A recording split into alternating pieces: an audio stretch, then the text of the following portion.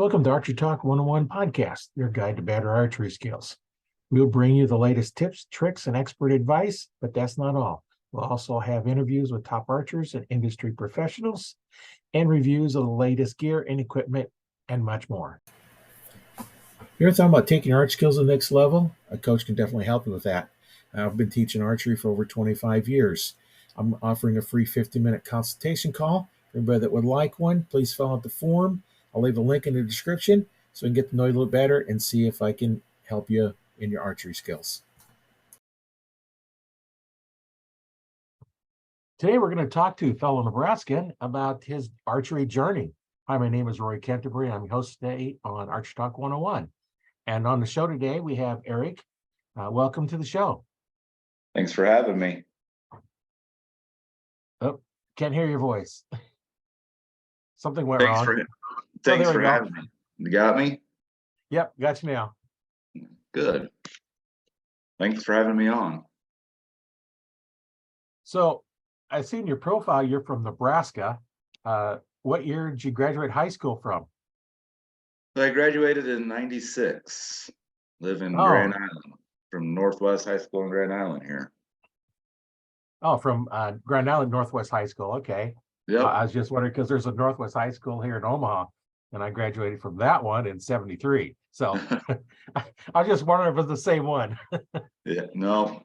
No, well, close. Same name, different city. So yeah, that's Pretty good. So basically just have you introduce yourself and then start off with, why and how you get started in archery. Yeah. I'm Eric Schulte. I live in Grand Island, Nebraska. I guess got started in archery back, back when I was probably 8 years old, when my dad was taking me out, sit in the tree stand with him while he was archery hunting. And it just kind of exploded from there. It's always been a passion of mine and loved it, and got into the target side of archery back in, I believe it was 2009, when I joined the Third City Archery Club here in Grand Island, and kind of just blew up from there. Yeah, it's always interesting how you get started. Some like you get started off because their parents do, and others just start off with, it's like, hey, I want to do this, and nobody in their family does it, have to do it on their own. But it's always nice when you have your parents can get you involved in that. Yeah. Got started at a young age, sitting, like I said, sitting in the tree stand with my dad. I was just, I don't know, something about it just got me into it and got me going. Yeah. So what kind of equipment are you shooting? You shooting compounds or? Yeah, so I shoot compound. I do own a shop here in Grand Island. I also build strings. Kind of started doing that. I started the string stuff back in 2015, and then bought into the archery shop here in Grand Island back about 2 years ago, and just started getting ready to expand a little bit more of it here this year, and kind of move it, trying to make it a little bit more than what it has been. So yeah, that's archery is a sport that's been around for 64,000 years, and I don't see it going away anytime soon. And it's once you learn that skill, that's something that you can always pick back up. oh yeah, yep, and it's frustrating at times too, but just gotta love it. Yeah. At the shop, do you guys just custom make all the strings when people need new strings, or do you stock any? I just custom make them. So I'm basically the owner, operator, do everything type person. I have no employees or anything like that. So you bring it in, I build the string myself, I put it on, I tune the bow, I set it up, and help you with anything that I possibly can, I guess. Yeah, that's always, I forgot to turn my phone off and it beeped and cut you out. Yeah, crazy headphones, they connect to both my phone and the computer, and when the phone beeps in and it sets everything off. So yeah, I forgot to turn it off today. But yeah, I know when I had the shop, I made my own strings too, so that you come in, every string was custom. The only strings I didn't like making is just solid black. That was boring. I was like, you don't Yeah, want just black. Pick two colors, any two colors you want. It could yeah, be exactly. fluorescent pink and chartreuse or whatever, just something custom and it gives them the color scheme they want. And I did the same thing with arrows. I didn't buy any pre-made arrows. I just bought the raw shafts and what spine do you want and what color veins you want, veins or feathers, and what colors, and then they're Yeah, all custom made to whatever color scheme you wanted. And you could do your school colors, you could do your favorite colors, you could do whatever. And that's why you go to a shop like yours, to get that personalized attention. yeah, yeah. So I offer some that are pre-fledged, and then if you want a custom arrow, that's an option as well. Really, there's no upcharge for anything that I ever do in the shop. I'm pretty flexible with what I do there, so try to make it just as most cost effective and convenient for people. That's basically what archery is about, is trying to help everybody else, not in it to make a killing off it. I also own my own construction company, so that's my bread and butter right there. So um, back when I got into archery back in 2009 or something like that, there was a gentleman in the club by the name of Rich Brandt. He passed away back in 2011 due to cancer, which was just horrible. But he did the same thing. He would help a person. He didn't care who you were, what your skill level was. He was all about help, and that's basically where I learned a lot of my stuff from, and basically just trying to pay it forward from what he did. Trying to do what I can do to help people out as much as I possibly can. Yeah, and that's why I started the podcast and started the Archery Talk 101 Facebook group, is to help people out. And if you want somebody to look at your form, I've been an archery instructor since '95, so I've helped a lot of people shoot. And it's like, I'll see people say, well, how's my form? And I'll see comments that say, shoot more, practice more.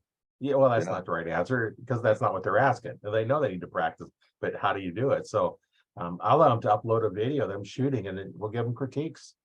yeah, And if you have problems with your bow, because I've been working on my own stuff for quite a while, but in 2001 when I bought my store, I went down and spent a week down in Tucson, Arizona at PSC's dealer school, and learned more about how to tear bows apart, how to make cables and strings. And back then they was using the steel cables, yeah, and that's an art in itself, and how to make those things. And fortunately now they don't use those, because those are a real pain to do, and yeah, they kind of got away from those. So if you have an old bow with a steel cable on it, you might want to just not shoot it too much, because if they break, you're going to spend more to fix them than you will buying a new bow. So yeah, for sure. yeah, you probably get a lot of people in at the last minute, um, coming in. What's kind of um, your workload look like at the shop, when during the summertime when it's not hunting season, compared to right before hunting season? Yeah, so like right now it's pretty slow. I think I have like two or three bows that need new strings on them, so I'm working on those right now. Um, but come August, that's when it really gets ramped up down there. And the bad part is for me is that I'm also a mentor in the Nebraska Game and Parks mentoring program, where we take kids out and take them bow hunting. And so that takes up a lot of time. Then I have three kids of my own, with sports. And so when people bring stuff in August, it's kind of, it takes a little bit longer to get things back when Right. people come in that at that time. That it'll get to the point where I'll have 10, 11 bows sitting on the rack at one time during a week. So that takes a lot of time to build them up and then set the bow up and everything. So Yeah, to do it right, it takes some time to set them yeah, up. And I know when I had my store, if you bought a bow, it come with, whatever you need to get set up. I set it up, as well as I give you some archery instruction, because I wanted you to know how to shoot. That was included with all my bows, whether you're buying a used bow for $200 or, $1,000 bow, so Yep. I didn't care. I wanted you to be able to shoot. And, I taught people how to shoot. And I had one guy come in 2 weeks after I taught him, never shot a bow before, already has a Robin Hood. He'd come back and showed it to me. He's like, oh man, I just destroyed $20 in arrows. And it's like, yeah, but I got a trophy. I can hang it up in my office. Yeah. Yeah. So he put it up in his office, and you don't want to get too many of those. It gets Yeah, kind of for sure. expensive, Yeah, especially, that's arrows nowadays that, they're quite expensive for the good quality ones. yeah.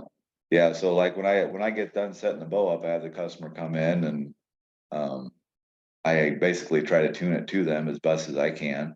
I obviously try to tune it the best I can before they get there, but there's always tweaks that need to be made once the customer comes in to shoot it. So we you can spend quite a bit of time with somebody Yeah. trying to get fitted to them, and sometimes their draw length's a little bit off, so you got to change that, or you see something like you said in their form or something, and okay, let's try this and see if this helps with a paper tear or whatever. So yeah, there's a lot involved in it. Yeah, I know, you mentioned paper tear. That's not as much how the bow is tuned sometimes, it's how the archer is shooting it. Because you can take a perfectly tuned bow, and you or I could probably shoot it, and somebody else shoots it and have a terrible tear. It all depends on, a lot of the form. You can take a perfectly tuned bow and make it look like it's shooting bad, just by the way you're doing it. Yeah, That's stuff we have to look for when we're in there. It's like, why are we getting a bad tear? Because I just got a perfect one. yeah. A lot of times you got to do that. You let them shoot it, and you try to adjust it, and then you grab the bow and you shoot it once while they're standing there, and it shoots a hole. So it's like, okay, so now we got to start working on a little bit of your form. And Right.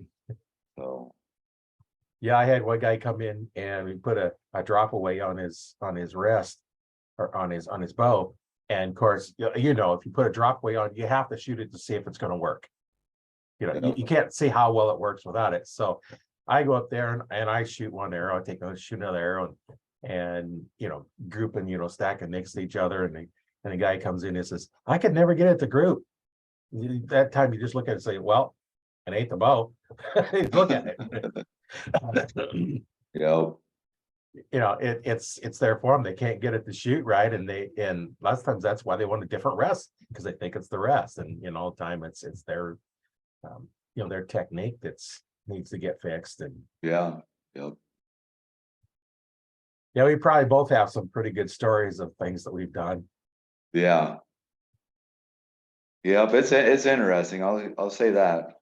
Um, I am looking at doing a few more things in the shop to try to expand it some more. So hopefully throughout this year it'll work out for me and bring in a few more options for people. What kind of things are you looking expanding into? So right now I carry PSE bows, and I just got a couple fillers out there with a couple other bow manufacturers. Um, we'll see what happens. I don't know, just working with Easton too, trying to get more arrows, stuff like that in. Yeah, I know. I was a PSE dealer and here in Omaha, and I sold more PSE bows than all the rest of the shops put together. That's Yeah, because that's most what I stocked.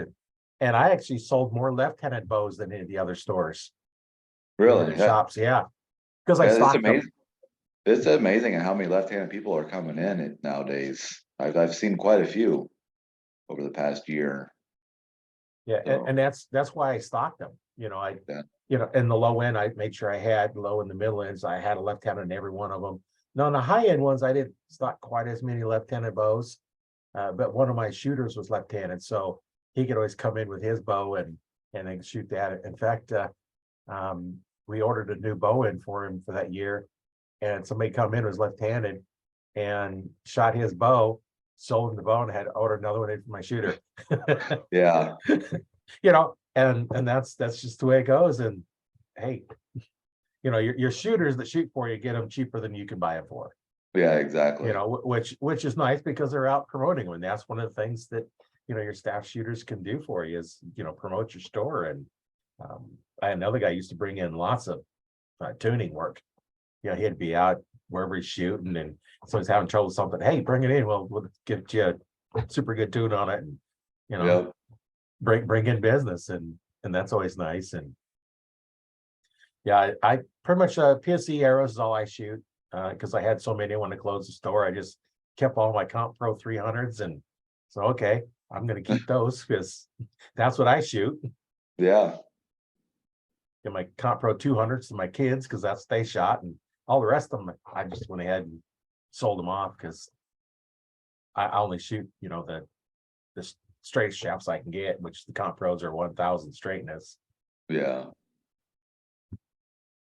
Yeah, it's that's the nice thing about PSE is they offer a lot of variety for us dealers, as far as options of bows.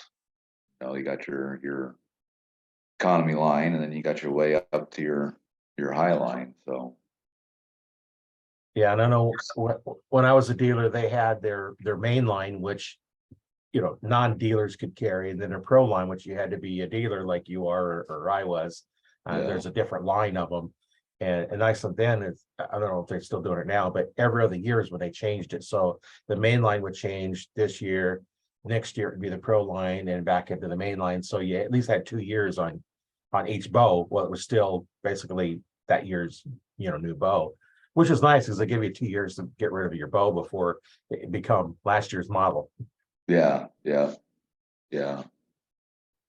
And I've actually ordered quite a few here the last week since they won Vegas there. Oh With yeah, yeah, Shaft. I So seen that. Yeah, yeah, that's good because and PSE doesn't pay as much as some of the other bow manufacturers. So if they're shooting a PSE, it's because they like it. yeah, yeah. So that was good to see. Yeah, yeah. Didn't they take first and second both? No, they got first. First, Or no, Bowtech was second. both take. Okay. Then they Yeah, got third in the there's women's third. pro. Well, that's good.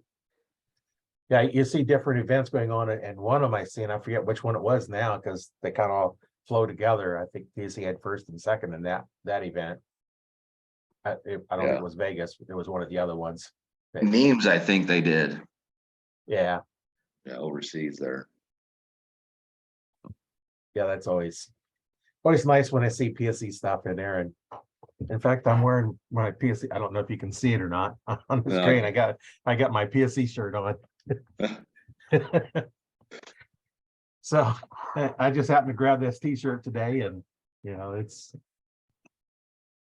I've got a couple of PSEs, and my kids are all shooting PSE, and it's when you're a dealer, you get a little better price on them, and so they're all Yep. shooting good bows, and yeah, it Yeah. was a lot of fun. Yep. I've pretty much I've shot Hoyt, Matthews, Elite. And I've shot quite a few different bows. I've done quite a bit of target shooting over the years in Nebraska, and started venturing out a little bit. I went to Vegas here a couple weeks ago, so that was a new experience. Obviously, nobody ever shoots as good as they want to out there, but No, it was still a good time. But even if you win it, you didn't shoot as good as you wanted, well, yeah, pretty much. unless you shot a perfect X count. Yeah, They can't get much better. no, no. But it was fun. It was learning experience for sure. And hopefully I can do it again maybe next year. We'll see what the wife has to say about that. But No, business expense. You're promoting your store. yeah, yeah. But she thinks that I need to choose between Vegas and elk hunting, and I don't know. Oh, well, It'd be hard to pass up elk hunting to go to Vegas. yeah, it would be. So, have you been on very many elk hunts? Let's see. I think last year was my 13th year elk hunting, and I finally shot my first bull elk last year. So that was good. So you hunted the other 12 years and didn't get anything, or you didn't get a bull? I didn't shoot anything the other Oh, 12 years.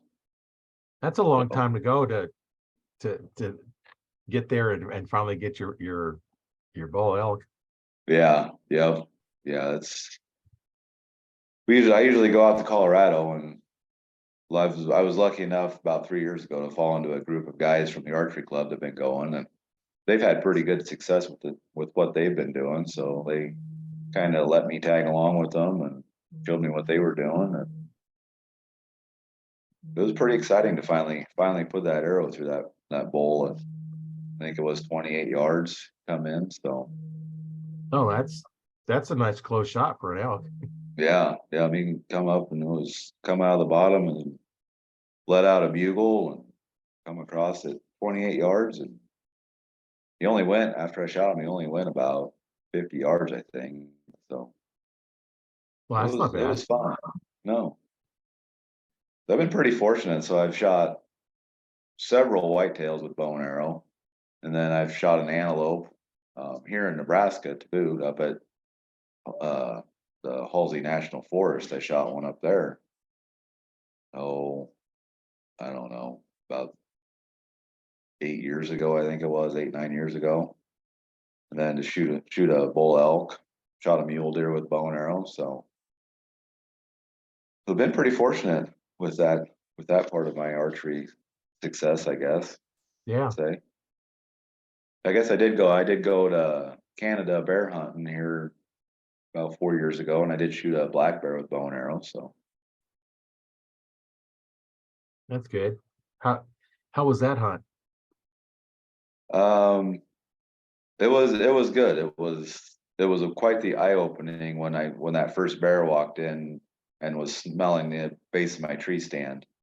Um, I guess you could say I've never had the shakes so bad in my life at that point. But it was fun. It was fun. Yeah, you don't know if the bear's going to come up the tree or what. Yeah, yeah. I was just looking at it, and it was just kind of smelling the tree stand and looking up. You could see his eyes looking up at me, and it was just like, okay, don't make the decision to come up that. So, Yeah, and then obviously he didn't come up the tree. He went off no, somewhere else. yeah. He went out and put on quite a show for me for a while. He was rolling around on his back and scratching his stomach, and it was quite comical. I got quite a bit of video of it. So Oh yeah, that's probably almost better than if you had shot him. yeah, so that was Did fun. did you end up shooting that one, or did you let it walk No, away? it was pretty small, so I let that one go. And that was the first day. So we were way up in northern Saskatchewan. We Oh were yeah, like we were only like 20 minutes from points north up there, which is way up north. So hey, you kind of hate to shoot a small one on your first day. yeah, yeah, for sure. So I think I ended up shooting one on the fourth day, I think it was. So that was fun. Yeah, sounds like that would be a lot of fun. I haven't bear hunted. That's one of them I haven't done. I'm also just do whitetail. I did moose in Canada with a rifle because the guy I was going with wasn't during archery season, so like, oh okay. Yeah, yeah. That's kind of on my bucket list to do next is a moose hunt, but we'll see. They're a big animal, Yeah, they are. really good meat, Yeah. excellent meat. So, what is your most memorable hunt you've been on? Oh, memorable. Hmm. Been on a lot of them. That elk hunt was one of them.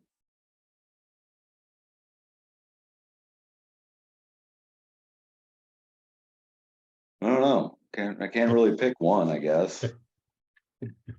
Lots of them, huh? Yeah, yeah. I've been pretty fortunate throughout the years. I've shot quite a few deer with rifle and stuff, and I guess my most memorable hunt would be last year. Um, I wasn't even out there at the time, but my dad and my oldest son were hunting on our lease ground that we have, and I was hunting with the kids over on the mentoring ground, and I ended up getting a text message from my son telling me that Grandpa shot one. So I was texting my dad about it, and he said, "Yeah, I just shot one." So I thought, well, that's pretty cool. And then it was like 15 minutes later, he texted me back and goes, "I shot another one." So he had shot two nice bucks within 15 minutes of each other. And the cool part was is he was only hunting probably 75 yards from my son. And so he ended up getting down on his tree stand and walking back and told my son to stay in his tree stand. And he was just gonna go back and wait at the truck. And uh it was probably about a half hour later, my son texted me and said that he had shot one on that same end. So it was like within an hour they had shot three deer on one end of the property. And so I thought that was pretty cool, and I went out there and helped them recover them and do that kind of stuff. You know, that's something that I'll probably always remember, and my old man will probably remember forever as well, you know, getting to do that kind of stuff with his grandson on property that we've leased that property for, well, he's been out there for 40 plus years on the same piece of ground. So, you know, for him to get the ground back in 45 years ago and then to have third generation hunting on there is pretty cool. So that was probably my most memorable hunt. Yeah, we're all three of them get one in the same day within just, minutes of each other is Yeah, that's always a good one where you can look back on that and, to keep that a property like that for that many years, that's kind of unusual. It's a lot of times I see, they'll sell it off and then you lose it, or the kids get it, and then they pass it down and say, they don't want hunting on there. And, so that is really good, a good relationship with the owner. yeah, but we've been pretty fortunate with it. So we've got it again for this year. So we got it 46 years now. So Oh, I've been that's good. I've been lucky enough to hunt out there for 35 years now. So Yeah, yeah, when you get a good property like that, that just makes it so much easier to go out hunt, and you have a good relationship with the farmer, and you're helping yeah, them out by reducing the deer population, and they're helping yep, you out by getting a place to hunt, and you have a good place to go. And yeah. And it's not like you'll ever shoot a 200-inch deer on the property, but you know, it's river ground. You'll shoot your typical Nebraska river bucks every year, but hey, it's still fun. yeah, I'm not so much into how big the rack is. I want the meat. Yeah, yep. you know That's the way Down I get buck. to be. That's the way I get to be sometimes too. It's not about the size of the deer or how old it is. It's all about the memories and that kind of stuff that you create with it. Then Yeah, getting to enjoy that meat for the year is the best part. yeah, yeah. That's always good because it's good quality meat. Yeah, There's no growth hormones or no antibiotics, and none of that been injected to it because it's all just natural. And natural. yeah, and sometimes you have beef and it's like, oh, what's this taste? I don't like it. It's like, oh, it's just beef. Okay, it's just different. Yeah, yeah, yeah, you know, yeah. So I think I only shot one deer this year with that elk and everything. It's like there's plenty of meat in the freezer right? around here, so we're good for the year. Yeah, I know that when I had the moose one time, and I had a couple deer, and I got another deer, and there was no room in the freezer for anything. So I just said, okay. I just started making jerky out of it, and the kids are just like, "Is it ready yet? Ready yet?" Yeah, yeah, yeah. My kids really enjoy the jerky part of that. That's for sure. Yeah, I've we been used pretty lucky. My family actually enjoys the wild game side of things. So we've ate quite a bit of the elk so far, and Yeah, my kids all grew up eating it, and there's times when they'd come out and I'd bring the deer home, and they come out there and see it, and then we fix it up. When it's real little, it's like, when that deer is out there, this is it. It's good, isn't it? And they say, yep. yeah. So they knew where it come from. It wasn't trying to hide anything from them, and now they have no problem eating it. And Yeah, once you figure out how to fix it, it's a little more challenging. You can't just cook it like you would a regular beefsteak. yeah, that's for sure. There's no fat in it, so for one thing, so you got it a little bit slower. Yeah, Once you learn how, yeah. Not what what's overcook been it. what's been your most challenging hunt? Most challenging, probably the elk hunts that I've been on. I've been quite a few different places in Colorado. A lot of work, where we've been going. We get up 3 o'clock, 3:30 in the morning and hike 3 miles every morning. And it's all, we're gaining, I think, roughly about 1,000 foot in that 3 miles. So it's quite a pull to get up there every morning, but Only because when you come home at night, you're going downhill. yeah, that's a bonus. And if you shoot one, you're going downhill. So that makes it even better. But Yeah, yeah, that's always the challenging part. Especially when you start getting older. Doing all that walking, it gets a little bit tougher on us old guys. yeah, I just turned 45 this week, so I've noticed a change in the last couple of years of how difficult things can be nowadays. So Yeah, takes well, you a little bit takes you a little bit longer to recover. I can say that.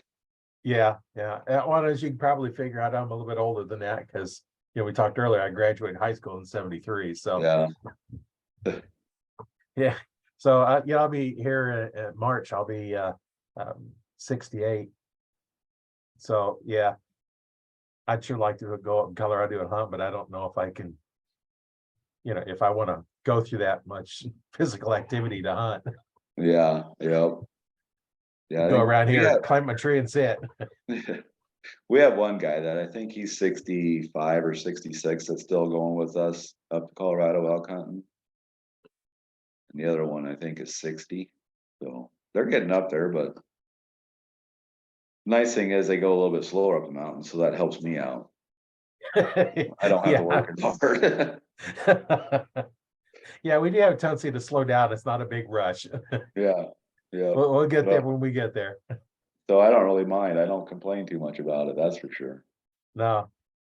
Well, in that way, you go in there and you go a little bit slower. You can look and listen, see what's going on, and if you get rushed, just hurry up as fast as you can. You might have walked right past one that was bedded down next to you, and you didn't see it. Yeah. When we go up there, we tree stand hunt. We're in the really dark, thick timber, and we're tree stand hunting.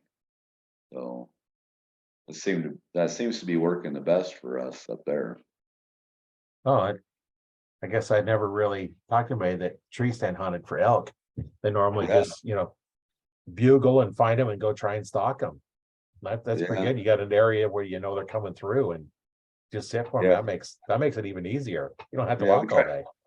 We try to hunt right on the edge of the bedding areas where we kind of think that they're bedding, and it works. The guys that I've been going with, they've had for the last 15 years, I think they've shot an elk pretty much every year. So it's been good. Yeah, that sounds like it'd be a fun hunt to go on. Yeah. It gets kind of long though if you sit in the tree stand all day. We usually only do that like the first day or two. Then after that, it's hunt till noon and then go back to camp and go fishing or try to get caught up on some sleep if you can. Yeah, yeah. But After getting up at 3 o'clock in the morning, yeah, you're ready for a nap about noontime, aren't you? yeah, yeah. Worst part is we go right when the season opens, so it's hot. So at camp, it's Oh even yeah, hotter. yeah. Get out the early season before they actually learn they're being hunted quite so much. Yeah, yeah. So where do you plan on taking your archery from here? Well, it's probably the same thing that it's been doing for the last several years. Just try to hit state tournaments and local shoots, and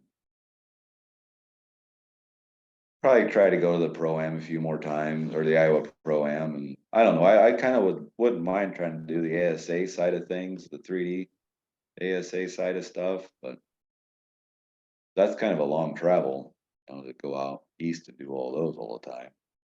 Yeah. Yeah, that's there's so many places you can go with it.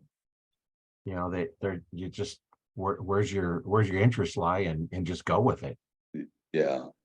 Yeah. So like when I was in Vegas, I was shooting with some guys from Georgia and North Carolina out that direction. And I was talking to them. I was like, "Hey, you guys have it made. You guys go to these ASA shoots. They're not far from you guys. For us, we don't have anything here in the Midwest as far as ASAs, like they do out east.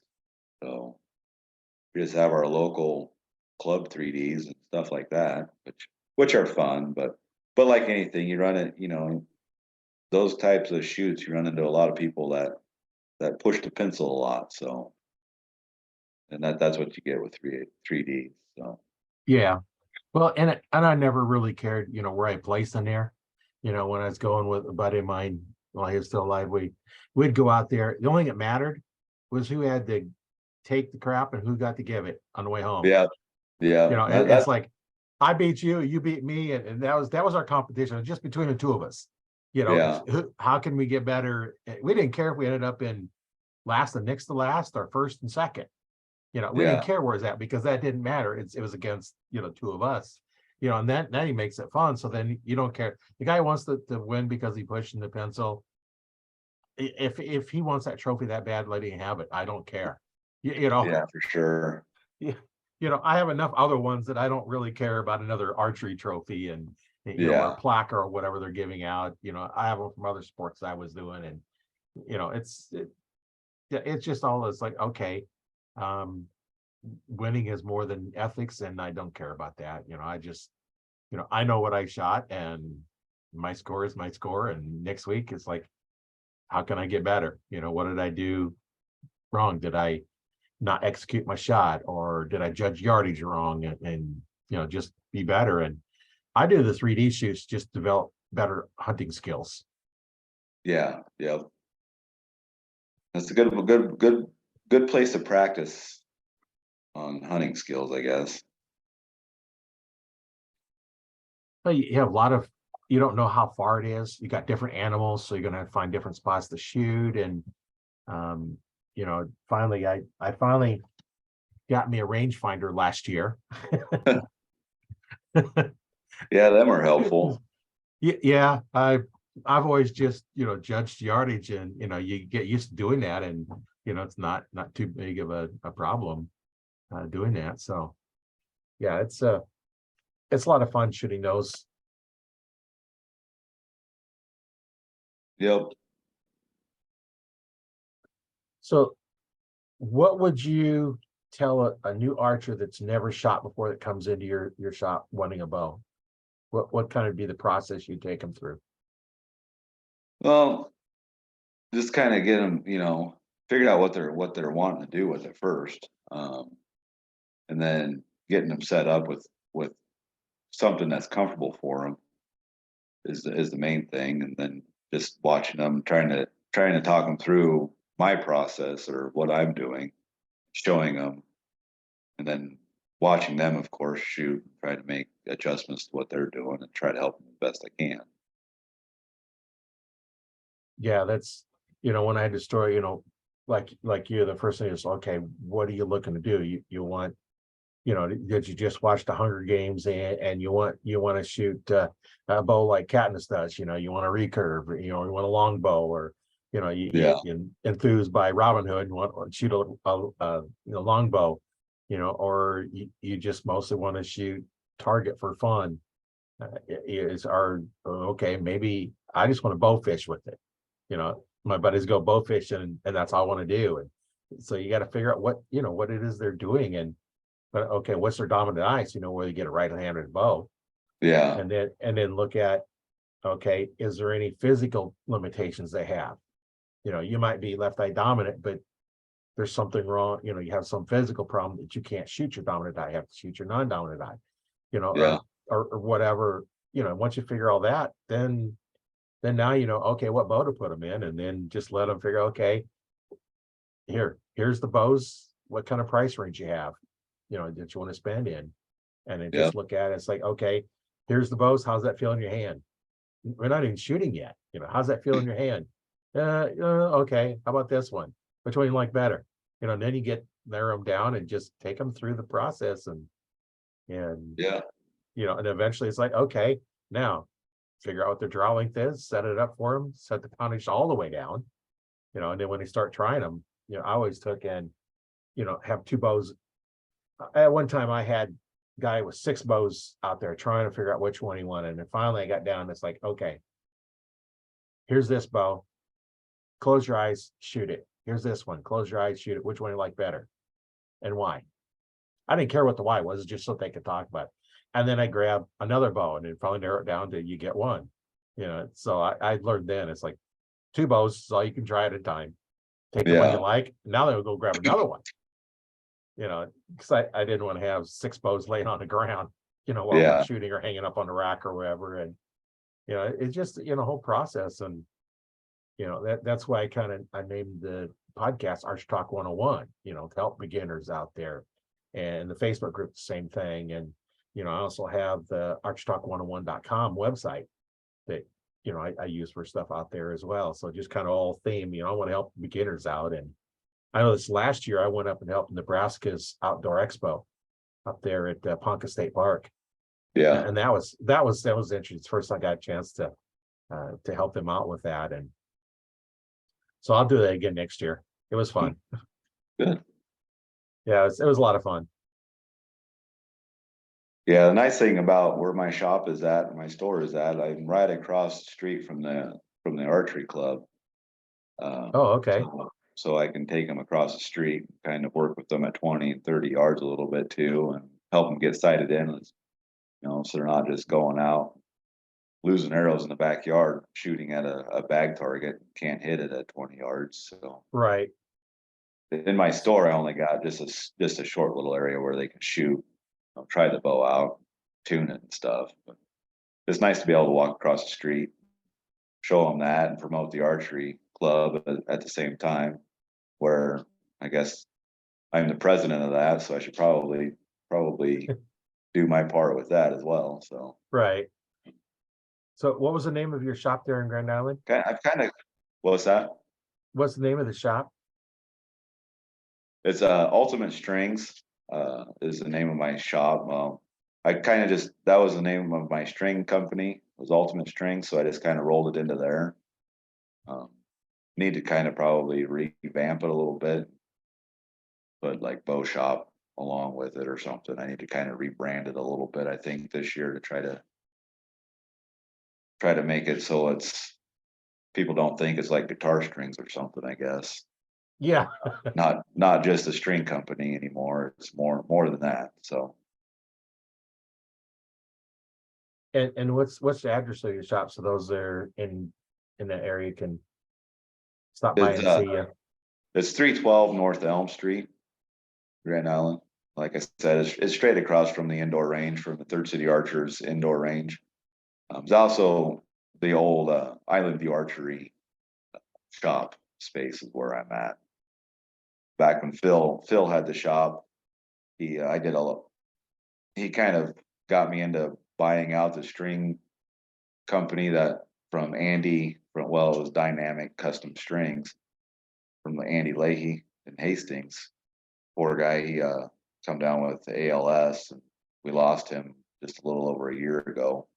The ALS, he was a big help with getting me going on all the string side of things and showing me his process and stuff. So I hopefully I'm doing what doing it the way he wanted it and ran, and that kind of thing. So Well, you're gonna put your own little twist on it anyway.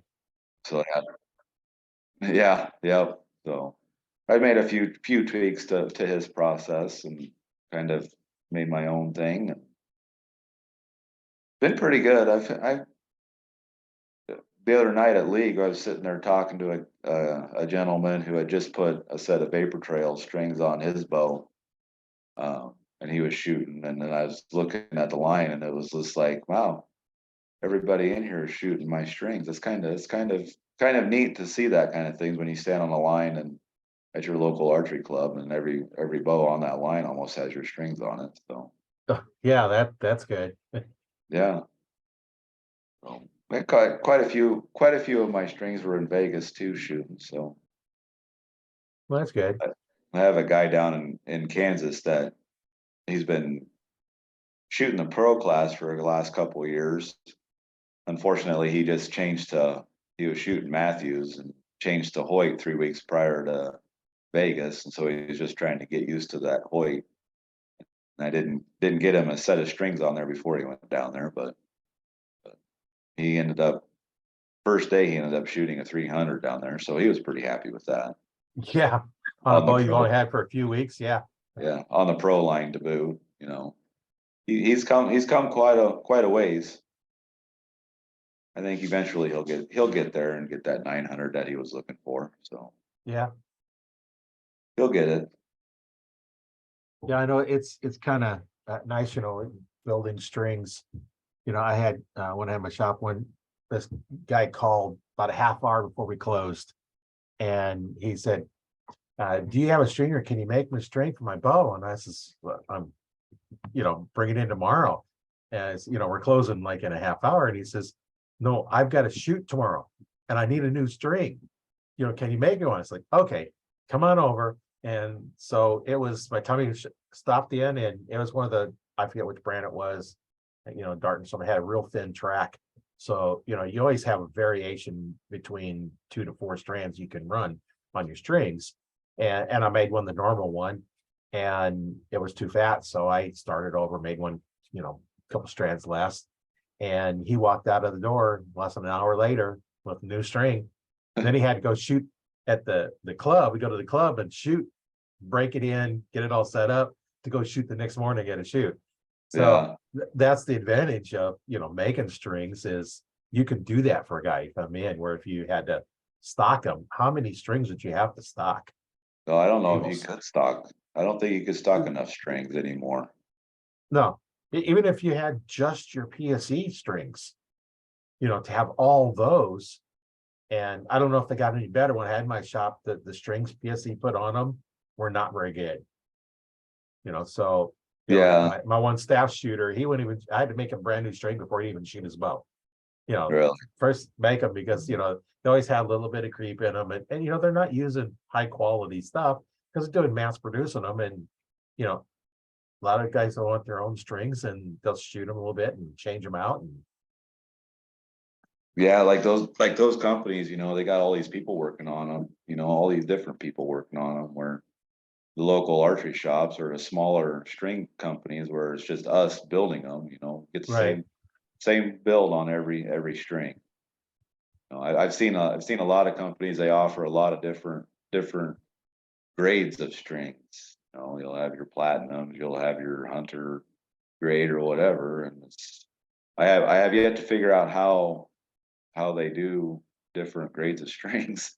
Um, Basically using the same material, and I run I run BCY on everything that I do, and so they have 452X and X99 and Mercury are the three that I build primarily majority of my strings out of. It's based upon what the archer is doing. If they're just a bow hunter, Mercury works really good for them because it doesn't have the fuzz and all that, so the strings look a lot nicer. But if they're doing a lot more shooting all year round, the X99 and 452X are the way to go. They hold a lot more in the heat and stuff like that. So, but my process for every string is always the same. Right. Same amount of stretch time, same amount of twists and serving, and so I never changed my process any. Yeah, I use 8125. You know, when I had my store 20 plus years ago, I don't think some of those was even out yet. So I didn't Yeah, have a choice of those that, yeah, 452X, I think come out since then. And, so I have tons and tons of rolls of 8125. yeah, So that's all I make mine out of now, because I'm not buying new string material, because, now I don't have the shop. I'm not making as many, I'll make a few and stuff like that, redo mine. And once in a while I'll do somebody else's. But, I have enough string that I'll never use it up. yeah,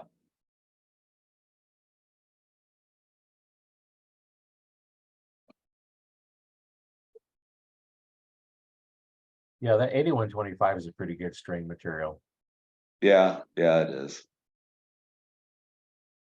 They got lots and lots of colors. Yeah, so I carry, so like on my wall upstairs, so I do all my string stuff at home. I build it at home just so I can be around the family and stuff, because it takes, by the time from start to finish, it takes me roughly about 4.5 hours to build a set of strings once you figure in stretch time and everything in there. Yeah. Um, so, but I carry every color in the 452X and the Mercury. Um, not so much in the X99. That's more of my like tournament style string that I use for people that shoot tournaments and stuff. It holds it, I don't know, I just had really good luck with it, holding up, and doesn't have that twangy sound like 452X does. So A little bit a different. lot of my tournament bows that I put strings on, that's what I use for those. So I don't carry a lot of colors in that yet. Guy can go broke if he goes and buys all the colors right off the bat. That's Oh, for yeah. Yeah, you got to make quite a few strings to pay for the whole colors. sure. Yeah. Oh, generally by the time you make a string, you paid for the whole roll. Yeah. Yep. But that can be kind of a, when you're getting, I don't know how many colors they have in that one, but last time I looked, there's probably about 15 or 20 different colors in each Yeah. one. So that's a lot of money in string material. Yeah. Like 452X, there's like, I think there's probably 30 to 40 different colors, because they have the speckled line Oh, in that yeah. as well. So, and I carry all that. So, but I don't really do a whole, everything's anymore is black. A lot of black and red if they're gonna do a twist on something. That's maybe a flow green now and then, but black is majority of what gets put on anymore. Yeah. So just And I prefer not to use black in any of my, you pick two different colors, pick yeah, something unique. And um, it gets kind of boring building black strings all the time with black right. serving. Yeah, I have all the different colors and just make something different. I know one time I made a string for one of my shooters. He had a piece, he had I think it was a quantum bow, and what they called the good vibrations. It was a target bow because it was silver and blue, and I think there's 3 or 4 different colors in it, just kind of weird colors. And of course I had to make a string right away for it. And I made a red and black string. Instead of normally your twists go around, I twist them inside of each other so they form little V's on the string. And uh, one time he had somebody broke into his house and stole his bow. Well, it ended up in one of the local shops, and one of the guys in there, he seen it and says, "That looks like Randy's bow," because it wasn't Randy bringing it in. And sure enough, the shop owner called me up, and I give her the serial number and stuff, and I says, I can tell you, I can describe the string on that bow. It's red and green and forms little V's in the string, because I made that string for him. And then there's a little spot worn on the handle, because his hand always wore a little spot onto the handle. So I still got the serial number, because go back to PSE and say, okay, what's the serial number of this bow that I bought? Because it was the only one in that pattern that I bought. Yeah. It's like, okay, here's a serial number on it, and sure enough, he got his bow back. But That's good. that's the advantage of having something unique, something nobody else has, a color scheme or something, or a Yeah. way that you designed it. And I actually made one for my hunting bow that was on there for several years that I braided the strands. I had 3 strands. There's like 3 different colors, like a dark green and a brown and a light green or something. I forget what the colors were. And I actually braided them. And that was kind of interesting. It made a little bit more of a flatter string. Then you put your twists in it. But that I had that on my hunting bow for many years. You could just do weird stuff like that. Yeah. You just twist them just to keep them together, strands together, and when you serve over it, still knocks fast and under just fine. And a lot Yep. of work. I don't do those 2. I only did those 2 strings that way because it's a lot of work. Yeah. Yeah.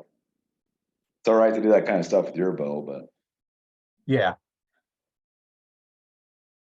Well, and then too, you have to figure, okay, I'm braiding them, so how much string do I need?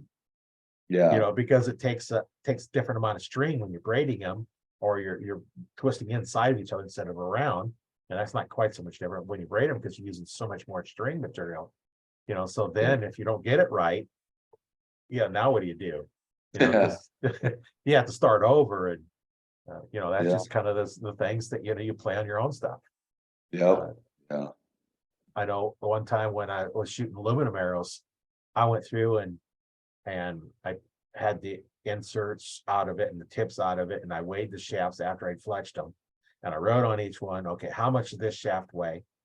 Then I weighed all my points because I buy them in 100 bags, so I weighed all my points, and then weigh the inserts. And now I'm weighing them. Okay, I'm matching them up, so the total weight of the arrow was identical, or as close as I could get it. And there's times I'm filing on the back of the insert before I glue it in, and get the whole dozen all within a half a grain of each other. A lot of work. I did it once.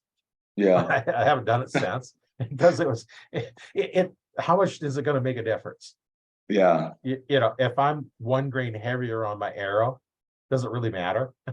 No, because you're still not gonna be able to hold that pin right there where that last arrow hit, that's for sure. Right. And then at what distance? Is that going to Yeah. make a difference at 20 yards or 30 yards? Now, it might if you're shooting 150 yards, but I can't see that far to shoot that far anyway. Yeah. Yeah. Anything past about 40 yards, I'm having trouble seeing it anyway. So I'm not going to take those long shots.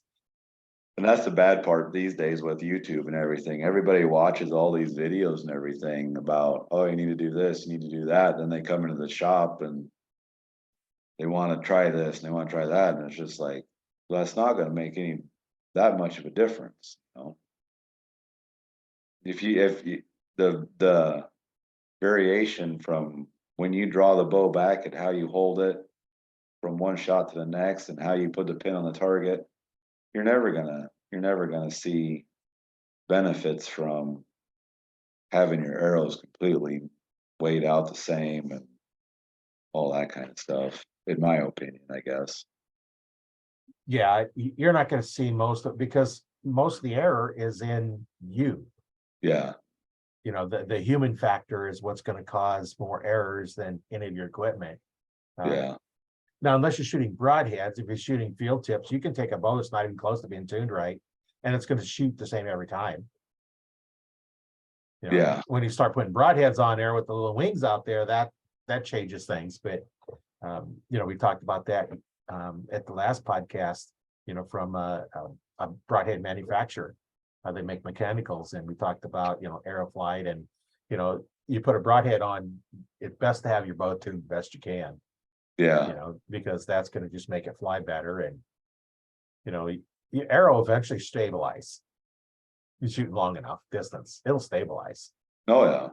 That's why you take the paper tears. You're up at 5 feet, you get a terrible paper tear, 10 feet, 15, 20. By the time you get to 20, 25 feet, you get a perfect hole because your arrow's stabilized. Yep. So yeah, there's just so much to do, and things just change so much. And the bows nowadays, they're getting so short and so fast that, they got to be getting harder to control. I don't like the Yeah, sharp bows just because my drawing that puts that string at such a sharp angle. I have trouble seeing through the peep anyway. yeah, Yeah, that's what I used to be able to shoot through the real skinny one. Now I need the biggest one, the great big peep, in order to be able to see through it. yeah, And then move it further away, and I can't see through them. I need the little bit longer ones. yeah. Yeah, they sure make the bows efficient these days. I found that my sweet spot is probably 33 to 38 inch axle bow. That usually puts a peep where I want it on everything. So I try to Yeah, hunt with a 33 inch axle bow and target shoot with something between 36 and 38. yeah. Now they're getting it. Some of them even shorter, and like, Yeah, yeah, I'm not real fond of the short ones just because, I do have long arms. I shoot 29-inch draw length. I'm actually 20 and a half, but I shoot a little bit shorter. But it's not like, when I first started, I went into the shop and I said, draw this, but how's that feel? Okay. I was drawing 32-inch bow. So I'm yeah. way back here. And I was like, I didn't know any better. And so I when I got the next bow, it's like, okay, I had one, and it was a American Challenger, I think was the brand. The riser actually broke in half. Really? I was down shooting it and trying to get sighted up for hunting season, which is starting in, I don't know, 2-3 weeks from then. And I couldn't get the pin sighted in. So that's going on. So I went up close to the range and I go, okay, I'm going to start off again. And I shot, and I'm holding the bottom half of the limb, the bow in my hand. The top half comes back and smacks me in the chest. Oh, Now, 2 weeks before, now I got to find me a bow, 2 weeks before hunting season. And I went out to the shop, and I bought my first PSE then, and I shot that for many years, and I eventually sold it. But yeah, I was shooting 25-12s, double X 78s. There again, that's the straightest aluminum you could get. Every yeah, year I'd get new arrows because they wouldn't group no more. And then after I got rid of that one, then I got a Matthews, and I shot that for a while. And then when I bought my archery store, I went down to PSE because I was a PSE dealer. Couldn't be a Matthews dealer because there was one, within 50 miles. In fact, it was even closer than that. But so I go down there and I tell us, like, okay, I shoot the Matthews Q2. Which one of these should I be shooting? Because part of going to dealer school, you get a bow. yeah, At least then, I don't know if they're still doing that or not now, but so I got the PSE Carrera, 2001 Carrera, and it was rated at 320 feet per second. This is a 2001 bow, yeah, rated for that fast. Now I don't get that out of it because you aren't going to get that, what's rated at, because it's rated at 30-inch draw length, 70 pound, 350 grain arrow, one yeah. knock point, and that's it. If your Mhm. draw length changes, it changes. If you're you add a peep on it, changes. If you add, loop, it's going to change it. You're going to have your kiss buttons. You're going to have everything you add, string dampeners, it all slows it all down. And I put the little string leeches in my string as well as my cables. And you can hear the difference when you're plucking them. Yeah, that twang, and instead of a thud. So Yeah, I'll put them in my cables and everything else. This is a hunting bow. I don't care as much about the speed as I do. I want it to be quiet, yeah, as quiet as I can. The bows, they weren't really that quiet, but I do shoot it at 70 pounds, but yeah. That's what I run into around here. Is we got a Matthews store not far from here either. That's why I don't have a Matthews dealership up here, but there's a lot of other bows out there that are just as good as Matthews. It's just trying to convince people of that as well. well, and that's what I found is when people that come to my store, they'll say, oh, well, eventually I'll get the best. I'll get a Matthews. It's like, why? Because they're telling you it's the best. Yeah, Great. They do great at marketing. yeah. And It's all over TV. right. And those that come in with an open mind that would look at them and see, that shoot the Matthews, that shoot the high-end PSEs, the Pro Series, and then pick the PSE, those with an open mind that didn't have their mindset on Matthews is it or nothing, be open. Yeah. Hoyt shooters, that was a little bit different because Hoyts were really good shooting bows as well. Yeah. And all you got your Bowtech, your Elites, and there's so many different bow manufacturers out there, and which one's the best? The one that fits you. Exactly. Yeah, that's my thoughts. Is like, if it fits you and you like the way it shoots, it's the best. Because Yeah. you can take one of them $2,000 bows that don't fit you, or a $500 bow that fits you perfectly. Which one's worth more to you? Not the $2,000 bow. Yeah. It's that 500 because it fits you. Yeah. And that's what's nice when in the new archers that are listening to this and thing, it's like, that's why you go to the pro shops, not the box stores, because you have guys like you and me and those that have shop that know what we're doing. Not saying that you can't get them at your other stores, box stores. Sometimes you have them there. I know I worked at Bass Pro for a while and Cabela's for a while, and we had some excellent bow technicians and excellent instructors, but we'd all worked at shops before. We weren't just somebody that's like, well, I shot as a kid. Does that qualify me? Yeah. That's anymore. That's what you get at box stores, I think. Right. Well, I went at We one have, time and talked to the one guy, and he actually applied at a different position. He goes, well, we have opening in archery. And you know anything about archery? Well, I shot a couple times as a kid. So now he's there in the archery shop, archery section, selling bows, setting up bows, not teaching because he don't know how to teach, because he didn't even know anything about it. But now yeah. he's trying to sell stuff to people that knew as much, if not more, than he did. Yeah. So I'd go in, it's like, no, I don't need help. I just need to open this up. I want to try this release. Let me try this release. And it's like, no, I can teach you more about archery than you'll ever know. Yeah. Yeah. We got a box store in here in Grand Island that sells archery equipment, and their employees say, well, here's this guy's number, call him, he'll set it up for you. Yeah. So, But not for free. yeah. Not usually. I don't do it for free, but it's kind of frustrating when you own your shop and people go there and they buy that and then they bring it in, but it is what it is. Well, you make it up on the labor. Yeah. I know one thing that I offered, because I sold the low end PSEs, your Nova range, and I don't take place with now, but those low end, they sold those at the other stores. That was just the plain bow. It had the bow, the rest, the sight, the quiver, and then for a while they had a stabilizer on them, with just a piece of aluminum. And then they stopped putting those on there. I had the same kit, but what I included with mine is I included one of the releases, the wrist strap ones. Same thing they sold at True Fire made them, that PC's own branded one. It's the same one. I included the release. I included a half dozen arrows and tips and archery instruction. Yeah. And so I include all this, so they couldn't price compare. I had one guy says, well, because it was cheaper. They could get a little bit cheaper than what I was selling for. And I says, and he wanted to know, if he thought if he could put it up and set up himself. And I says, well, you can bolt them on, but it isn't on right. And that's what I do, and I don't charge you for that. And I'll also give you a shooting instruction to go along with it.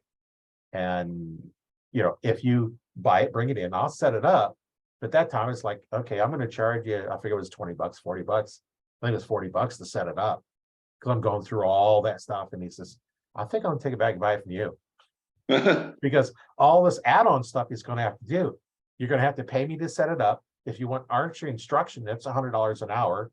So you're going to be $50 at least into a half hour of instruction, which is included in my bow as well. So there's $90 to $100 of stuff you're getting for a few dollars more.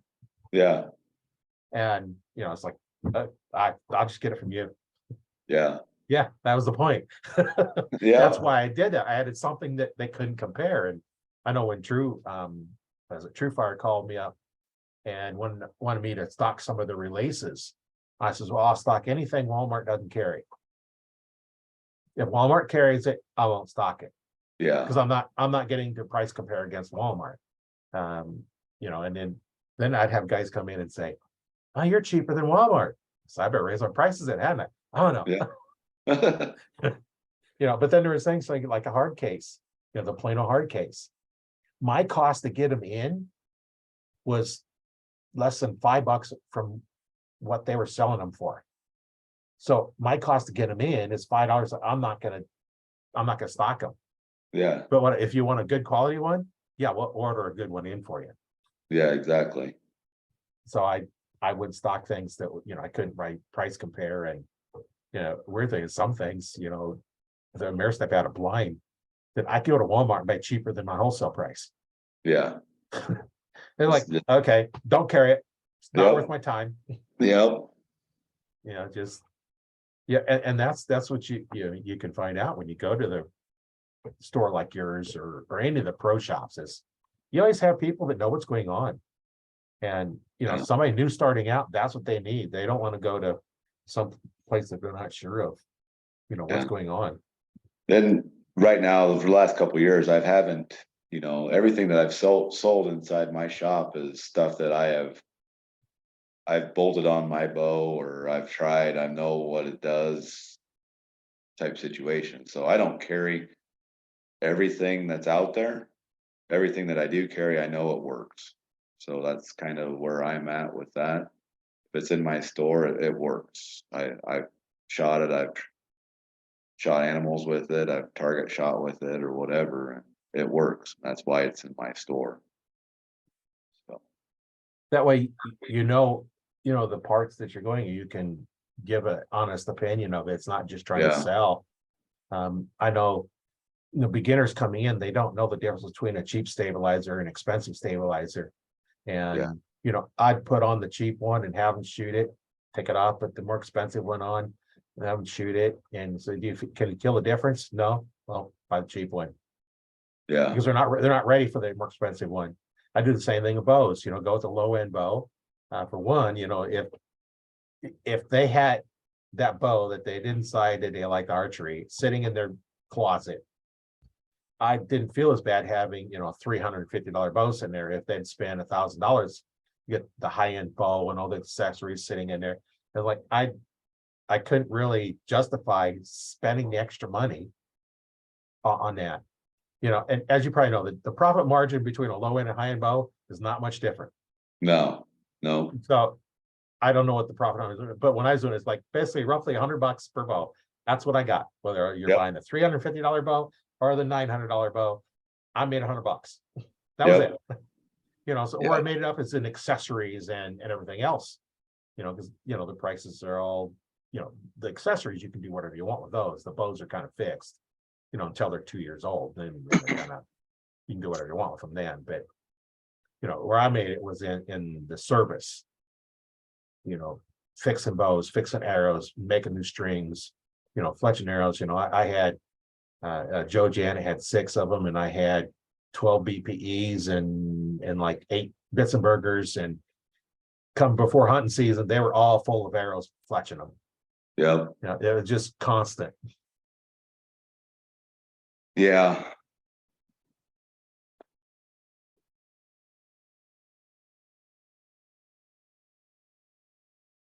Well, in parting here, what would be kind of your final thoughts that you'd like to tell the audience?